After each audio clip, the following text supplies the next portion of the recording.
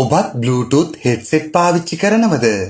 අමාරුවේ වැටෙන්න කලින් මේක බලන්න. ඔබ දැනගත යුතු භයානක ඇත්ත මෙන්න.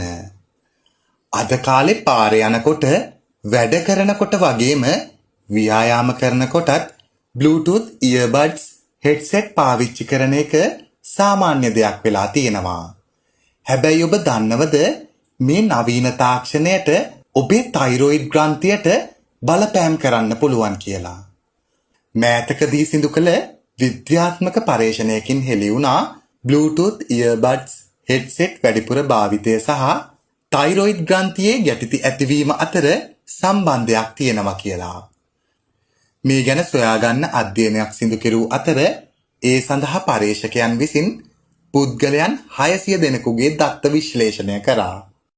එහිදී ඔවුන් මැෂින් ලර්නින් වැනි නවීන තාක්ෂණයන් යොදාගෙන පරීක්ෂා කළා තයිරොයිඩ් ගැටිති ඇතිවීමට බලපාන ප්‍රධාන සාධක මොනවද කියලා. මෙහිදී හෙළිවුණු පුදුම සහගත කරුණ තමයි පුද්ගලයෙකුගේ වයසට අනුව දිනකට Bluetooth headset පාවිච්චි කරන කාලය මේ සඳහා ඍජුව බලපාන බව. Bluetooth උපාංග ක්‍රියා කරන්නේ non-ionizing radiation හෙවත් අයනීකාරක නොවන විකිරණ මගින්. අපි පැය ගණනාවක් මේ headset කනේ ගහගෙන ඉන්නකොට මේ විකිරණ අපේ බෙල්ලේ පිහිටි තයිරොයිඩ් ග්‍රන්ථියට ඉතා සමීපව නිරන්තරයෙන් වැදෙනවා.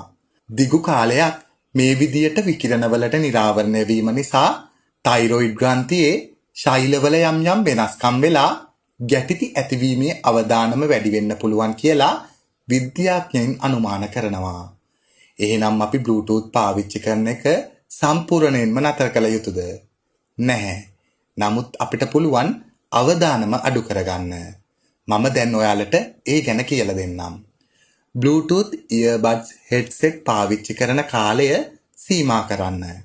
දිගු ඇමතුම් ලබා ගන්නා විට ස්පීකර් පහසුකම පාවිච්චි කරන්න. හැකි සෑම විටම සාමාන්‍ය වයර් සහිත headset පාවිච්චි කරන්න. විශේෂයෙන්ම කුඩා දරුවන් සහ තරුණ පිරිස් මේ ගැන වැඩිපුර සැලකිලිමත් විය යුතුයි. අවසාන වශයෙන් කියන්න තියෙන්නේ තාක්ෂණය එක්ක ජීවත් වෙන ගමන් අපේ සෞඛ්‍ය ගැන හිතන්නත් පුරුදු වෙන්න.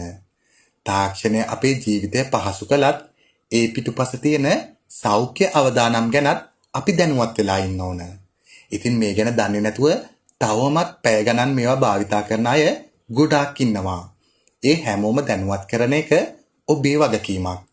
ඉතින් ඔයත් මේ ගැන හැමෝම දැනුවත් කරන්න කැමති බුද්ධිමත් කෙනෙක් නම් අනිවාර්යෙන්ම මේ වීඩියෝ එක ෂෙයා කරાવી. මෙවැනි සෞඛ්‍ය තොරතුරු දිනපතා දැනගන්න කැමති නම් අපේ පේජ් එක ෆලෝ කරලා තියාගන්නත් අමතක කරන්න එපා.